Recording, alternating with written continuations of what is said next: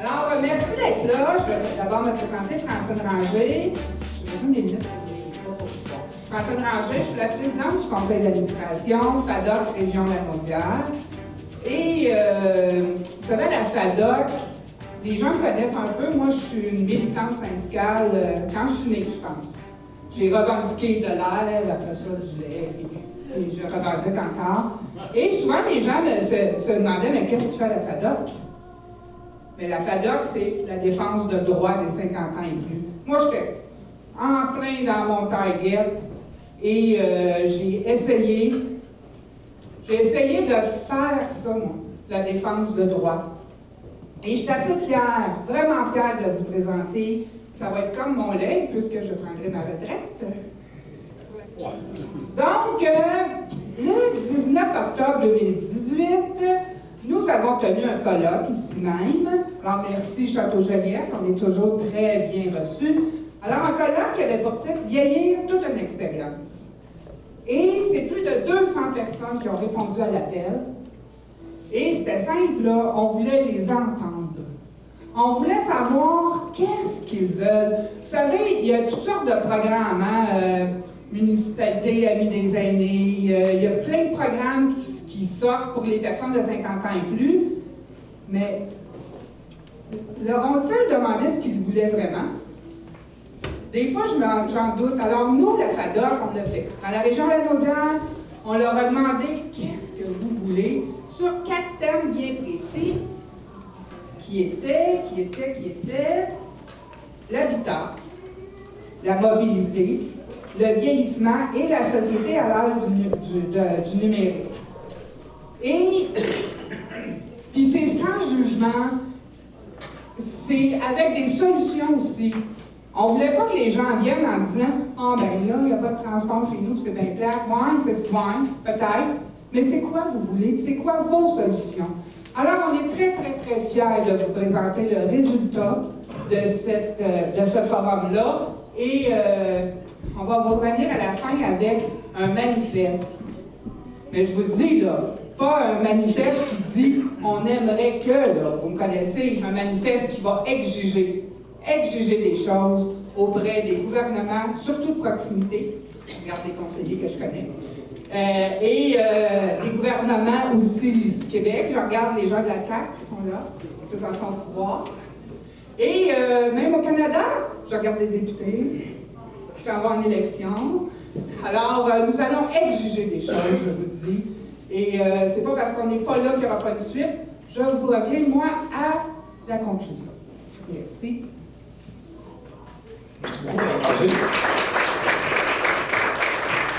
Donc, on va tout de suite passer au mot de la directrice générale, Mme Danielle Perron. Bien, bonjour à vous.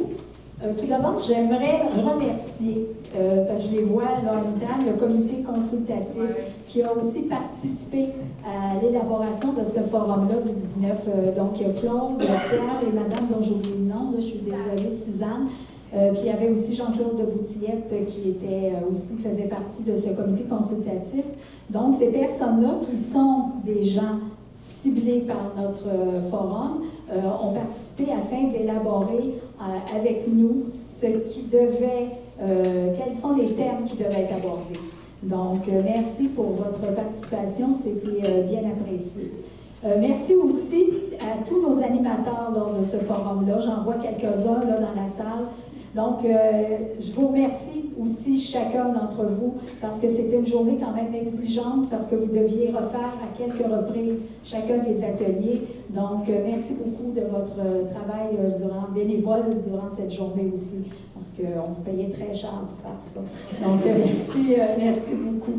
Ce qu'on va vous présenter aujourd'hui, c'est vraiment un compte rendu avec une présentation visuelle. C'est sûr, ça va faire beaucoup de diagrammes, ça va faire plein de choses comme ça, mais Bruno, c'est un vulgarisateur incomparable, donc il va essayer de vous traduire ça en choses simples aussi. Et vous allez voir que souvent, les besoins des 50 ans et plus, ce n'est pas nécessairement ceux auxquels on pense.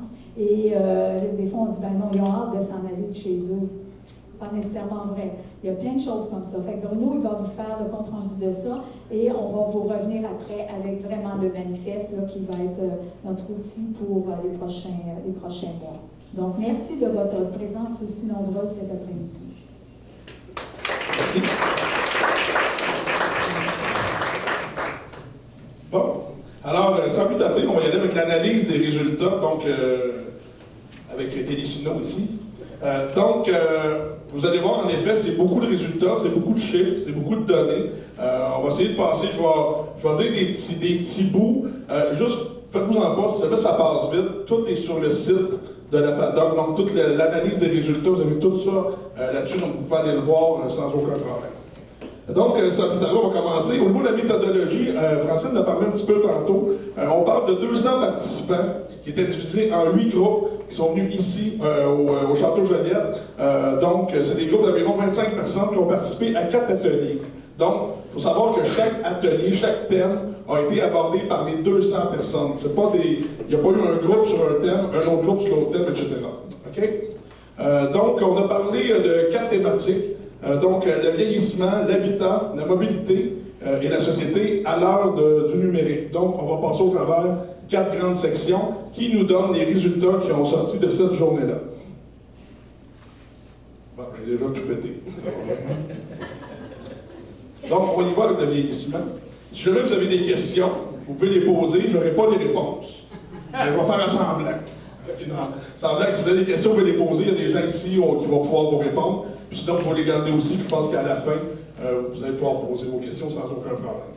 Donc, le vieillissement, on commence par les préjugés liés à l'âge. Donc, on a un petit graphique ici qui parle, dans le fond, plus des solutions pour contrer les préjugés liés à cet âge-là. Donc, exemple, on a un 27% qui est de faire du bénévolat. Donc, ça, c'est une des solutions que les gens ont sorties. C'est une façon de se rendre utile, de faire du bien aux membres de sa communauté, bien sûr. Et les participants recherchent aussi de la souplesse dans le bénévolat. Donc, on a aussi, à 18%, on a s'adonné à des activités. On a à 12% avoir accès à la souplesse de travail. Quand on parle de souplesse au travail, on parle d'assouplissement fiscal. Donc, les gens ont demandé ça, demander un assouplissement fiscal avant de prendre un emploi. Surtout en temps de pénurie de main-d'œuvre, on pense que c'est une solution qui pourrait être très, très viable là-dessus. On a aussi développé ou maintenir des liens familiaux et intergénérationnels, donc on parle de 11%. Ensuite, au niveau des solutions proposées, c'est pas mal les mêmes pourcentages, je vais en parler rapidement. Je dirais plutôt que l'information sur les stéréotypes et la mise en valeur des personnes de 50 ans et plus arrive au premier rang avec 27%. Donc, c'est des solutions vraiment qui sont proposées pour contrer ces préjugés-là. On parle de vraiment donner de l'information sur les stéréotypes et la mise en valeur, bien sûr, des gens de 50 ans et plus. En passant, je n'ai pas 50 ans et plus. Je veux tout de suite établir ça, j'aurais peur un peu que le monde pense ça. Mais ça s'en vient.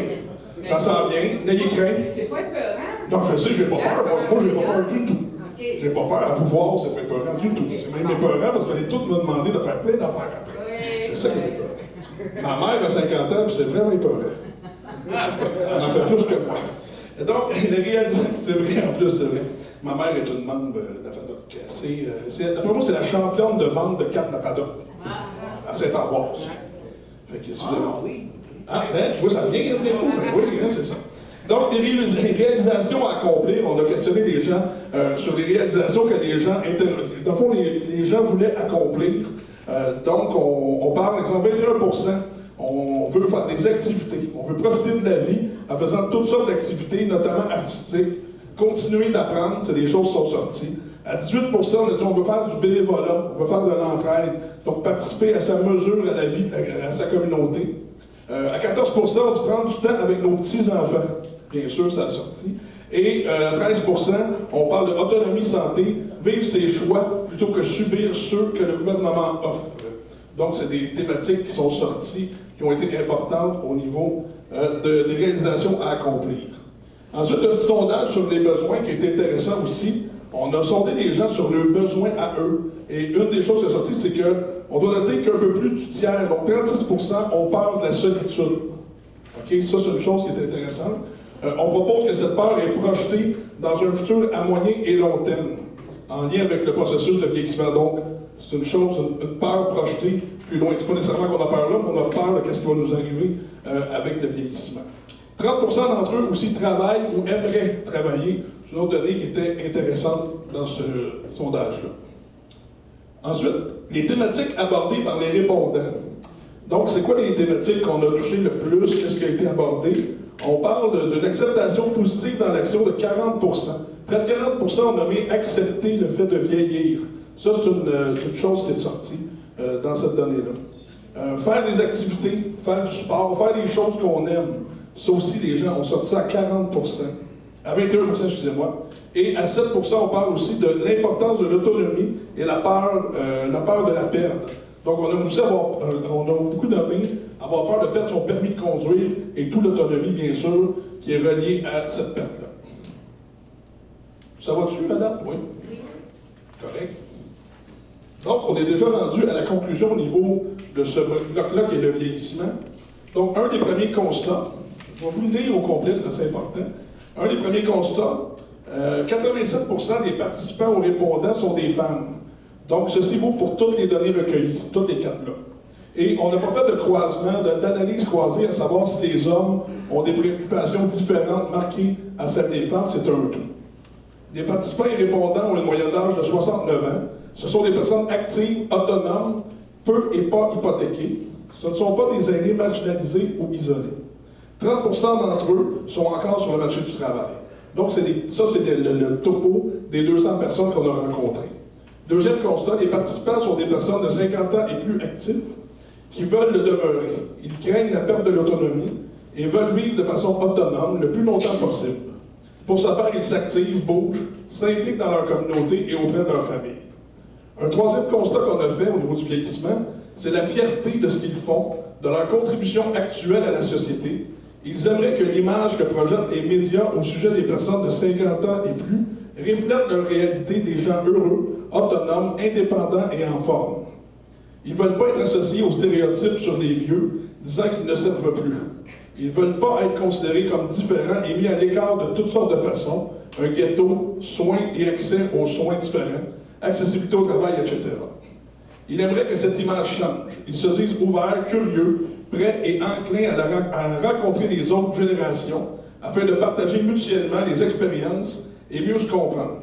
43% des répondants misent sur une meilleure information à leur sujet et de leurs multiples réalités positives pour contrer les préjugés de l'âgisme.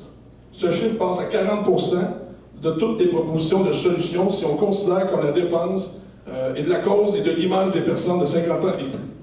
Et le quatrième constat, le dernier, avec l'âge vient aussi l'expérience et une conscience de soi et de l'autre qui permet d'accepter les petits inconvénients liés au vieillissement. Donc, près de 40% ont nommé d'accepter le fait de vieillir.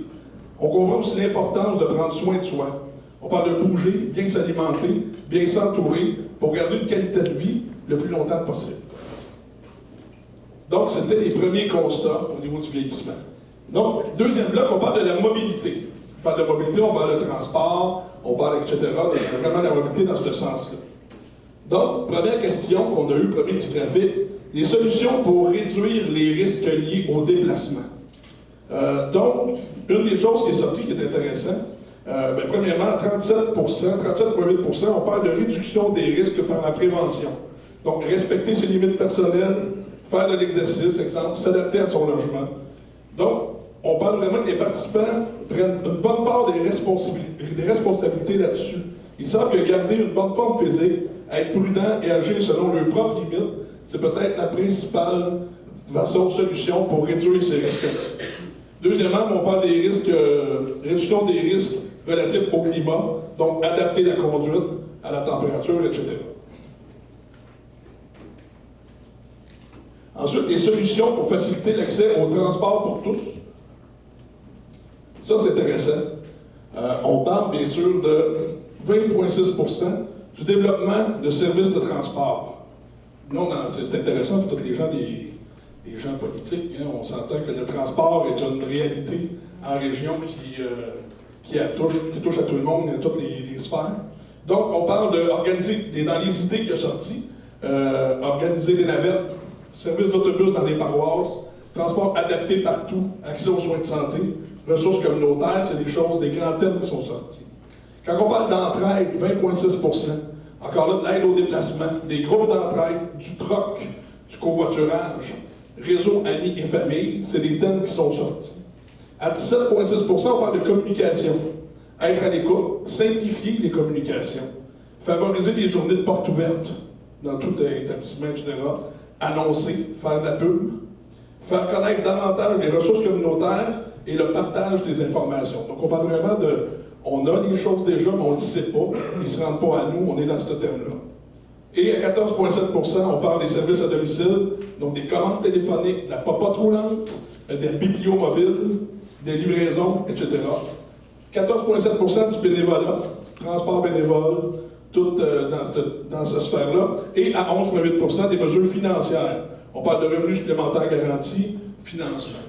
Ça, c'est des solutions que les gens ont apportées pour dire ben, ça pourrait nous aider à être plus mobiles. Solution pour réduire les coûts liés au déplacement. Vous avez le transport en commun. On parle de 31% chez moi sur l'entraide, donc des projets communautaires. À 27,3%, on parle du transport en commun. On a parlé de gratuité, tarif spécial pour des gens de 50 ans et plus, 60 ans et plus, etc. Puis après, ben, vous avez les autres covoiturage, 24%, développement de services à 18%. Niveau de satisfaction par type de déplacement, ben, peut-être en grand thème, en auto, on a 72,5% des gens qui sont satisfaits, 22% qui sont moyennement satisfaits, donc ça fait un 95% de satisfaits si on y va positivement. En autobus, taxi et taxibus, on parle un peu moins satisfaits de leur déplacement. On parle de pas mal plus, sont moins satisfaits finalement. Et en transport adapté, les répondants ne sont pas satisfaits de leur déplacement. Fait que donc, on s'entend que pour ces gens-là, pour ces 200-là, il faut travailler au niveau du transport adapté, transport bénévole, autobus, taxi, taxibus. Donc, quand je le fais tout seul avec mon auto, tout va bien. Mais quand j'ai besoin de quelqu'un d'autre, c'est plus difficile. Puis j'oserais dire que d'après moi, on ferait ce type de travail-là au travers des autres types de populations, puis on aurait pas mal les mêmes résultats. Solution pour rester autonome dans ses déplacements. Ça, c'est intéressant. Bien sûr, 43,5%, on parle d'adoption de saines habitudes de vie physique. Hein, on est vraiment dans la responsabilité personnelle à ce moment-là. 21,7%, on parle de conduire sur l'automobile. Encore là, c'est-à-dire, ben, pour rester autonome dans mes déplacements, je vais conduire mon automobile, je vais être en forme, puis on va y arriver. Transport en commun, on parle de 8,7%. Donc, comment que... Ça, c'est une question qu'on a posée aussi.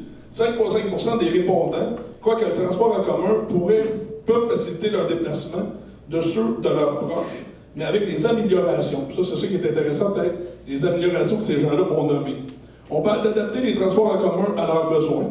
On parle d'offrir la gratuité ou une tarification réduite pour les personnes de 50 ans et plus. On parle de réduire les temps de trajet. Et on parle de développer le transport en commun dans les secteurs ruraux. Donc, de développer plus de secteurs et surtout de le faire d'être plus rapide, plus efficient. Je sais que vous avez peut-être les gens des ça se peut pas, ça se fait pas. Eux autres sont juste là pour dire qu'est-ce qu'ils veulent. Ouais. Mais ça se peut. Donc, des solutions pour faciliter vos déplacements et ceux de vos proches. Encore là, on nous a demandé ça. À 22,2%, on parle de covoiturage. L'entraide, on parle de 20%. À 15,5%, on parle de transport en commun. Donc, adapter aux besoins des aînés, réduire le temps de trajet, comme je disais tantôt, développer les régions rurales et la gratuité aussi pour les gens de 50 ans et plus. Transport bénévole communautaire à 13%. Donc, on arrive avec la conclusion au niveau du bloc mobilité. Premier constat qu'on a fait, la prévention pour réduire les risques liés au déplacement est davantage associée au déplacement à l'intérieur du domicile ou à ses propres comportements, qui sont parfois risqués. Par exemple, grimper sur une chaise pour changer une ampoule. Ce n'est pas tout le temps de bonne idée en passant. Le concept de prévention est moins associé au déplacement de type transport. Deuxième constat, le climat est préoccupant et considéré comme un important facteur de risque lié au déplacement. Que ce soit en voiture ou à pied, la neige et la glace sur les routes et sur les trottoirs sont des facteurs de risque bien présents pour les aînés. On a connu ça cette année. Moi, cette année, oui, c'est ça, ça a été plus... en tout cas, un petit peu plus. Troisième constat, les risques liés au déplacement pourraient être amoindris par des mesures d'aménagement urbain, telles qu'un temps plus long aux traverses, priorité de piétons, qu'un meilleur éclairage et que davantage de trottoirs. Ça, c'est intéressant. Quatrième constat, l'accès, la fréquence des services de transport en commun et le coût de ces derniers sont un obstacle à une plus grande utilisation pour les personnes de 50 ans et plus. Et le cinquième constat, les participants s'accordent une grande part de responsabilité en lien avec les risques liés au déplacement. Ils sont conscientisés au fait qu'ils doivent faire de l'exercice, garder une bonne condition physique et être vigilants afin de préserver leur autonomie de déplacement le plus longtemps possible. Cette autonomie est très importante et a un impact sur la qualité de vie. On est rendu à l'habitat. Donc, le troisième grand thème. L'habitat, c'est intéressant. Qu'est-ce qu'on a fait faire aux gens? C'est qu'on a fait faire 26 maquettes qui ont été réalisées. OK? Et avec ces maquettes-là, qui étaient comme l'endroit idéal, je ne me trompe pas, c'est bien compris, l'endroit idéal pour habiter, bien, on a pu identifier clairement des mots-clés sur 17 de ces maquettes-là. Donc, l'habitat souhaité, on parle de 150%, on parle de services et sécurité. Donc, l'habitat est considéré comme un milieu de vie qui va au-delà du logement. C'est pas juste la place où je vis, c'est tout ce qui est alentour, mon environnement de vie aussi. On parle aussi de diversité de l'offre à 30%. On veut une mixité d'habitat dans des environnements plus larges avec des services multiples. On parle aussi d'une autonomie vue comme l'autogestion de leur quotidien. Donc, c'est d'être capable de me gérer moi-même, tout seul, sans avoir besoin d'aide. On est là-dedans. Et une place faite aux animaux de compagnie aussi revient également dans la plupart des maquettes. Donc, on parle aussi des loisirs à 15%. La qualité de l'environnement ressort, accès au plan d'eau, à la nature, il n'y a aucune surprise là. Et à 5%, bien, l'environnement, représentation de la nature, l'ensoleillement, les arbres, les jardins, les cours d'eau, des sentiers de toutes sortes. Donc, on est vraiment une grande conscience de ça aussi au niveau de notre habitat qui est souhaité. L'habitat souhaité en pourcentage, on parle de diversité de l'offre à 52%. Donc, on parlait tantôt en mixité dans les quartiers. Sortir du ghetto des aînés, c'est ça qui est ressorti à 52%.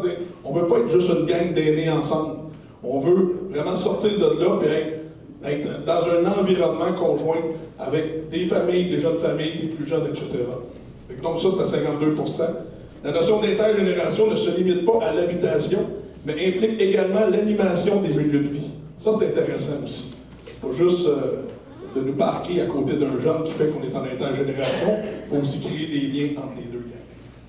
Le service de sécurité à 25%.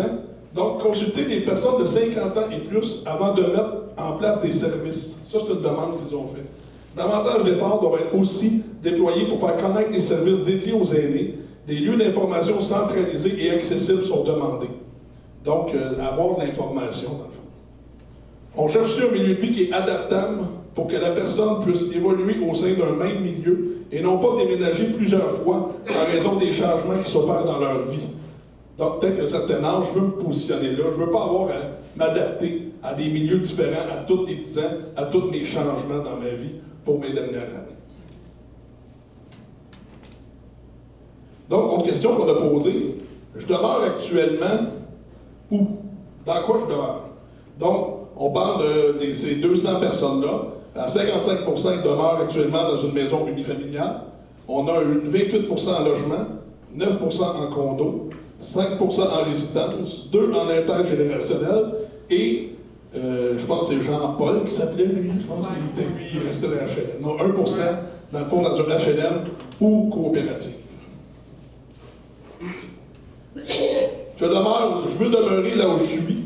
Okay? Ça, c'est intéressant aussi. C'est assez clair. 87% veulent rester là, veulent rester où ils vivent présentement. Et 13% disent, ben non, moi j'aimerais ça changer de place.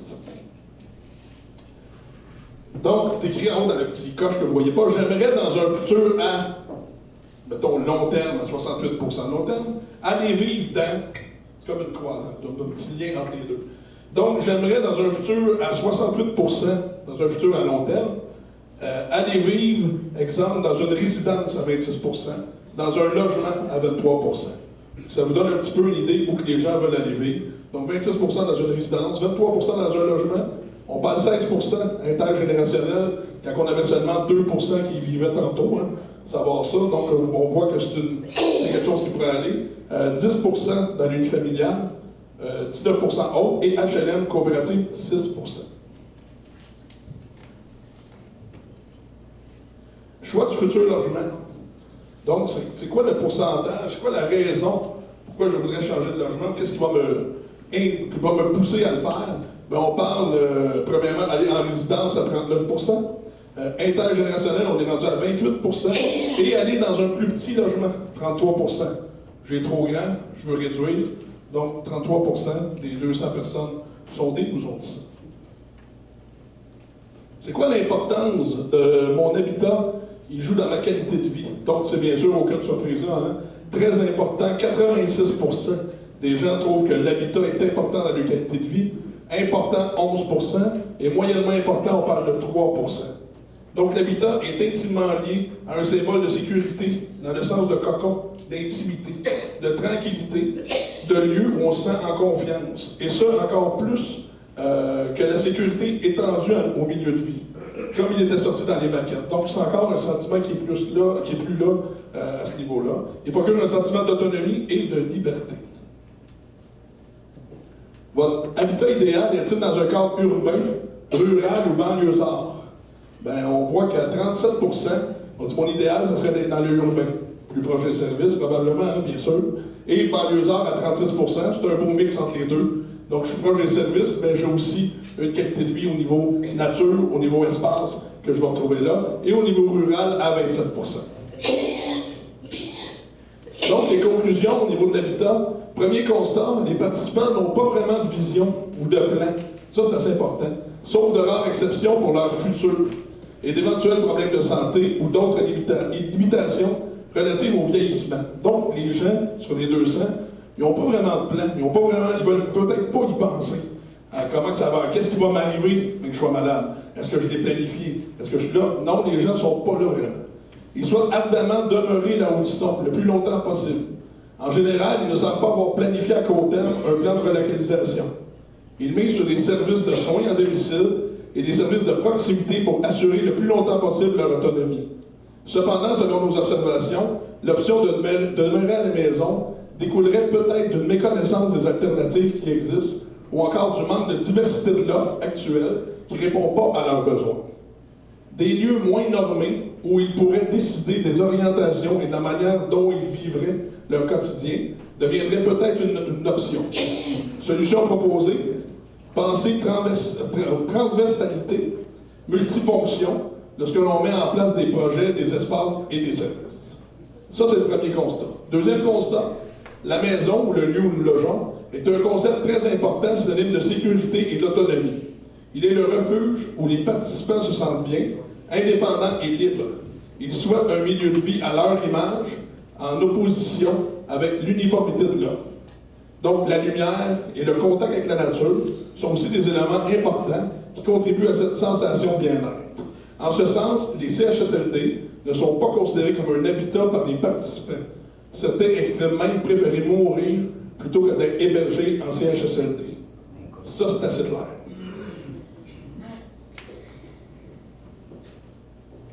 Troisième constat, très peu de modèles originaux sont ressortis comme solution à la suite de l'exercice. Les aînés connaissent leurs besoins et ont une certaine vision à court ou à moyen terme de changement éventuel de leur situation. Cependant, nous constatons que la mise en place des nouveaux modèles n'émergera pas des répondants. Bien qu'ils souhaitent être consultés, ils ne sont pas les porteurs qui vont concrétiser leurs besoins en projet, surtout si le projet est collectif. Nous appuyons donc l'initiative nommée, lors des discussions de groupe, de s'inspirer des modèles qui ont fait leurs preuves et qui se développent ailleurs dans d'autres pays. Un travail de collecte, de diffusion et d'essai serait essentiel pour innover en la matière.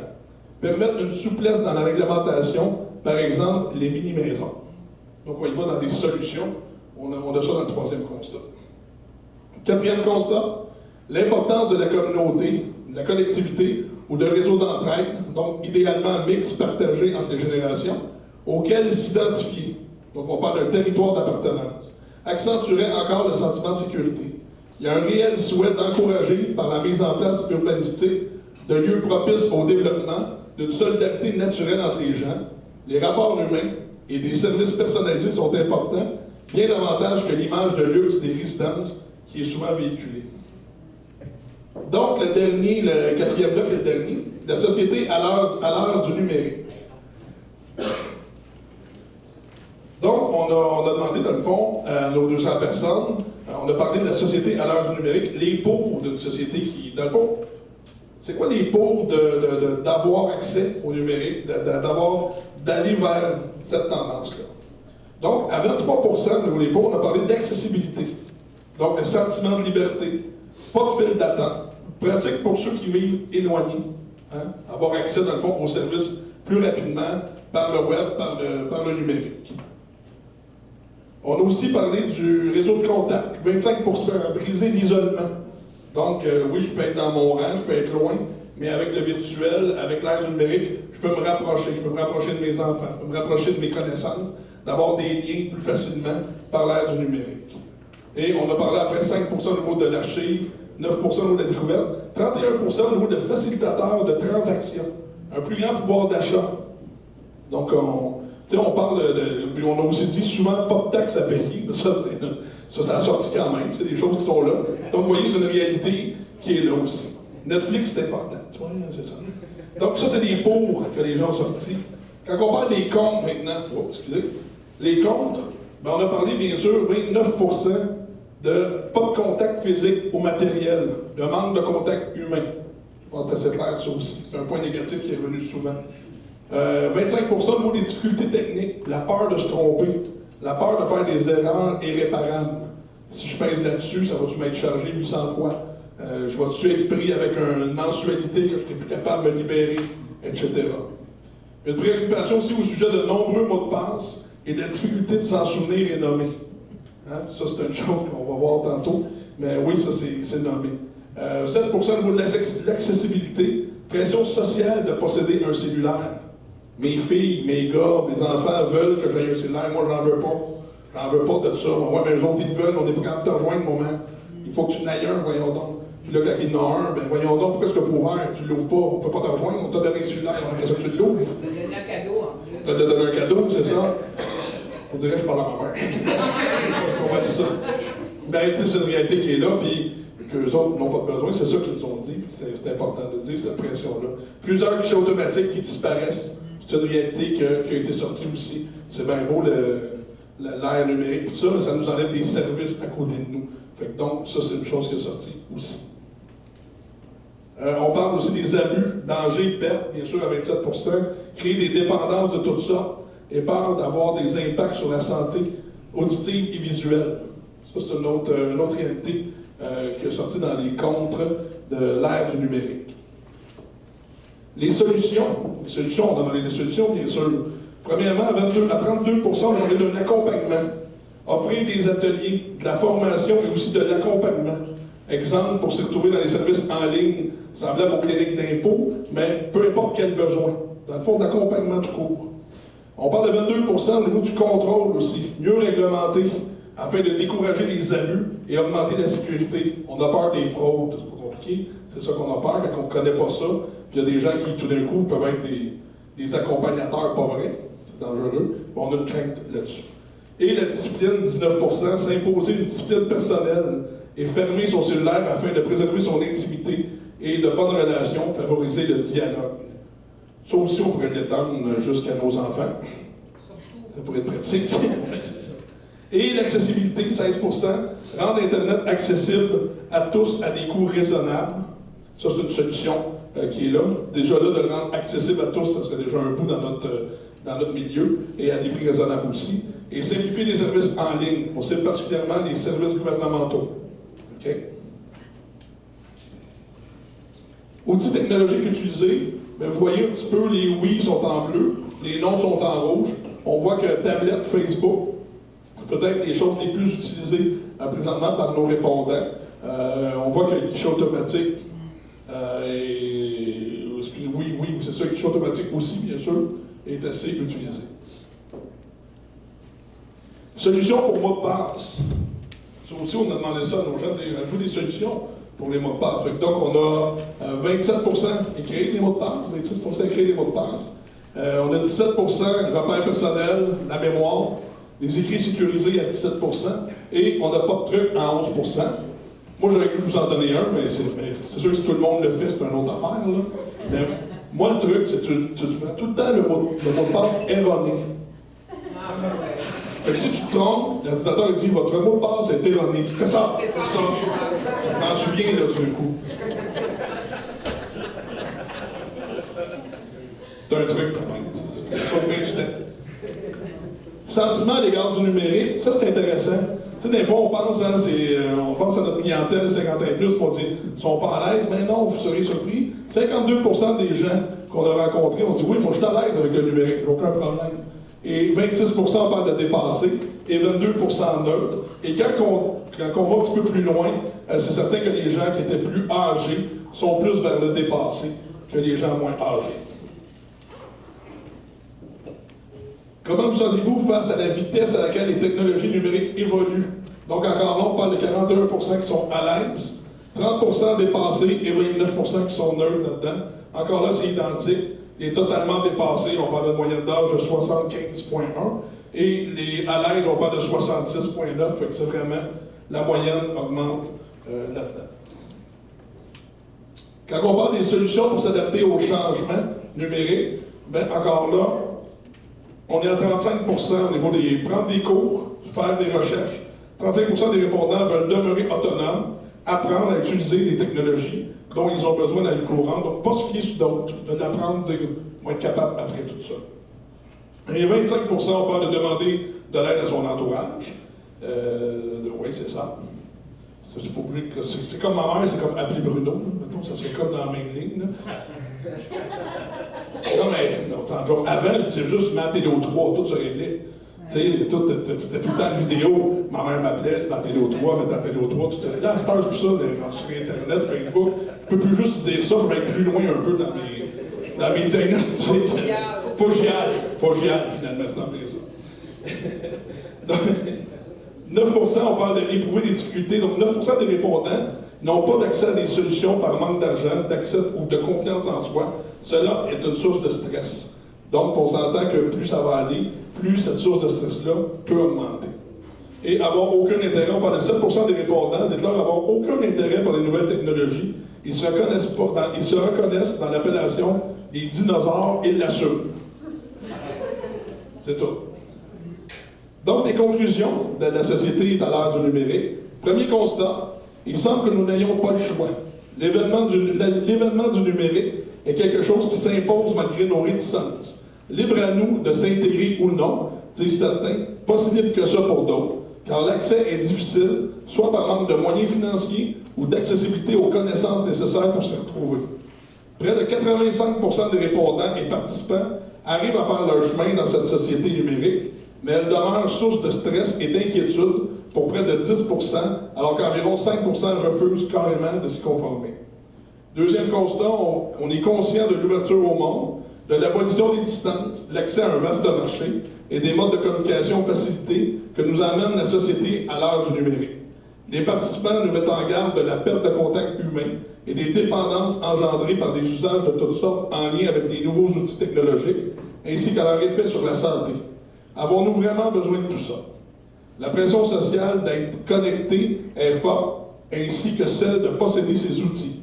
Il faut beaucoup de discipline pour résister. Certains sont laissés pour compte et subissent un grand stress, car ils ne sont pas à leur portée, ils n'ont pas à leur portée les ressources nécessaires pour s'adapter à ces changements-là. Troisième constat, 85% des répondants sont branchés. Reste un 10% qui ont des difficultés d'adaptation aux nouvelles technologies et un 5% qui n'a rien à faire avec eux autres. Quatrième constat, beaucoup d'éducation et d'accompagnement restent à faire au sujet de l'usage des nouvelles technologies pour un plus grand accès, une utilisation plus efficace, mais aussi pour sécuriser ses informations personnelles, contrer la fraude, etc. Cinquième constat, les malaises à l'égard de la société à l'heure du numérique tendent à s'estomper plus on est jeune. Cependant, ceci est vrai à l'égard des moyennes.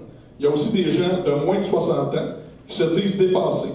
L'âge moyen charnière semble être les 75 ans et plus. Plusieurs d'entre eux n'arrivent plus à suivre.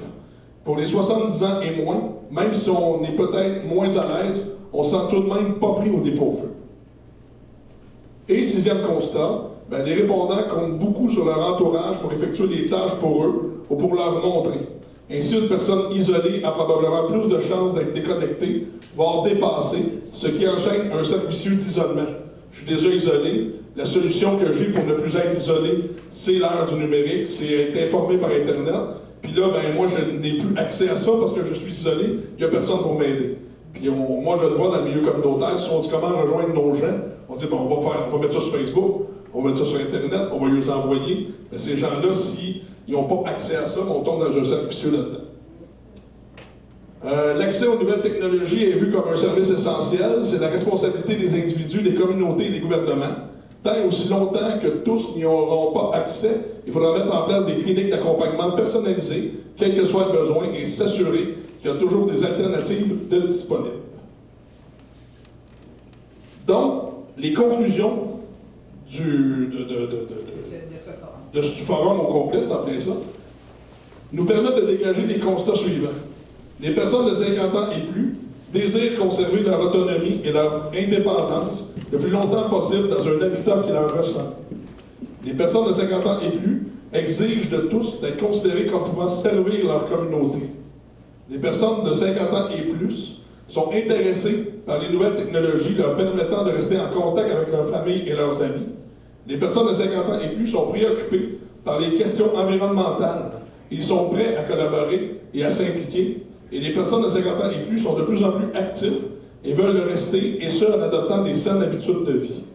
Ces constats nous démontrent bien l'importance que nous devons accorder à cette génération de 50 ans et plus. C'est la raison pour laquelle nous déposons un manifeste afin que la société civile s'y intéresse et prenne action. Et ça nous emmène justement au manifeste. Donc je vais laisser Daniel et Francine nous parler de ça. Donc, on va y aller avec les considérants pour commencer. Donc, les considérant que les personnes de 50 ans et plus souhaitent poursuivre leur contribution à la société, sont actives physiquement et prennent les moyens pour le demeurer, sont indépendantes, autonomes et désirent le rester le plus longtemps possible, souhaitent un accès plus universel en transport collectif, veulent s'impliquer dans leur communauté et auprès de leur famille, désirent intégrer les nouvelles technologies à leur style de vie, désirent vivre de nouvelles expériences en s'ouvrant à la différence, veulent contribuer à préserver la qualité de vie des générations futures, réclament leur indépendance dans l'assouvissement de leurs besoins, s'inquiètent des changements climatiques. Donc, nous revendiquons un habitat qui nous ressemble et qui permet de demeurer chez soi pour des mesures concrètes, par des mesures concrètes pour le maintien à domicile, par des réglementations concernant les différents types d'habitation et par des solutions créatives et innovantes face aux problèmes de l'habitation. 2. Nous revendiquons un environnement sécuritaire à notre vie active par des transports collectifs sécuritaires, accessibles et abordables, des services de proximité et des aménagements urbains favorisant la vie de quartier, des investissements dans l'éclairage, l'entretien des trottoirs et des routes afin d'améliorer la sécurité, et des réseaux de pistes cyclables accessibles et des traverses piétonnes sécurisées. 3. Nous revendiquons une société à l'heure du numérique nous permettant de garder contact avec notre famille et notre réseau par des programmes de formation continue ouverts aux personnes de 50 ans et plus, par de l'accompagnement dans l'apprentissage des outils numériques. Sans oublier des incitatifs à l'embauche de 50 ans et plus, des réseaux d'entraide efficaces pour les plus vulnérables et des règles environnementales optimales.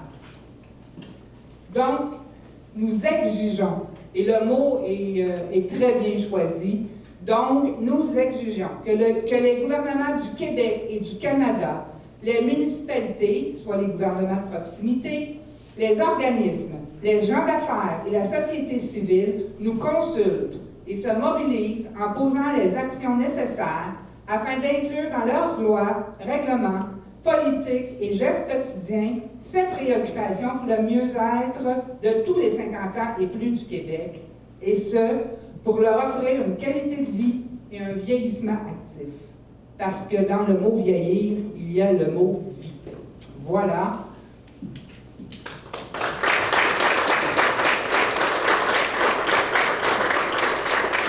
Alors, une fois ça fait, quelle sera la suite? Alors, ça me fait plaisir ici d'introduire, de vous présenter Mme Caroline Majot, directrice générale FADOC Région Lanaudière, qui va rentrer en fonction officielle le 4 juin, mais qui est avec nous là et qui est en train d'apprendre. Donc, je vous prends un peu, je vous capture, Mme Majot, vous et votre conseil d'administration, parce que la suite de ça, c'est, on vous passe le flambeau, nos bras meurtris vous passent le flambeau.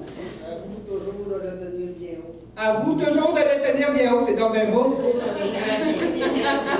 Alors, ce qu'on vous lègue, c'est de faire une tournée à l'automne, vous prendrez la forme que vous voulez, là, les MRC par ville, par bureau de députés.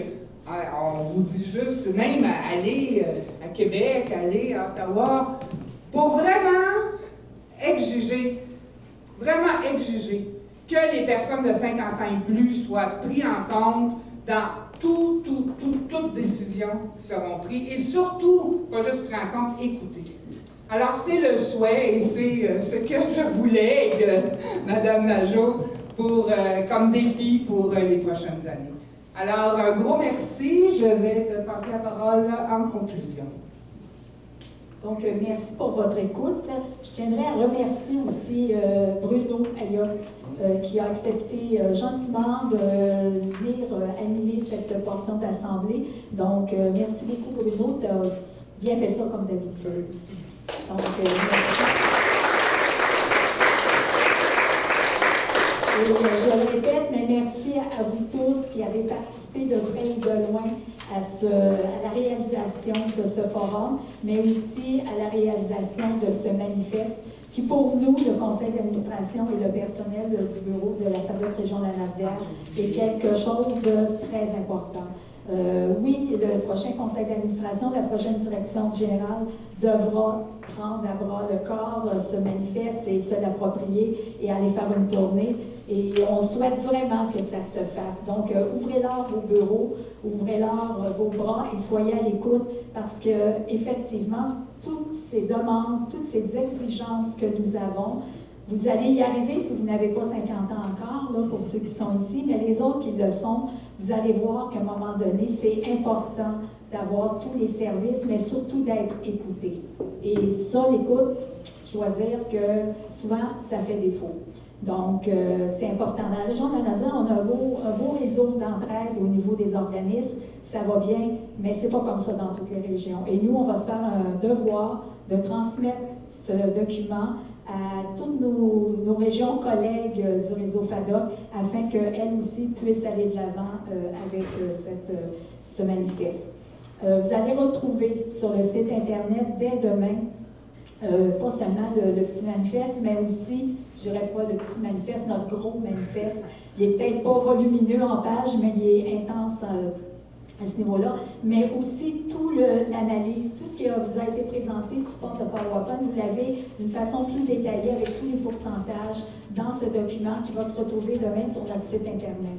Donc, c'est pour ça qu'on a voulu faire notre petit côté écologique ici, en vous en remettant pas à chacun d'entre vous une copie de papier pour être en mesure quand même d'être cohérent avec ce qu'on dit aussi à ce niveau-là. Donc, n'hésitez pas si vous avez de la difficulté à trouver ou encore à le télécharger, simplement à nous envoyer un courriel, ça nous fera plaisir de vous la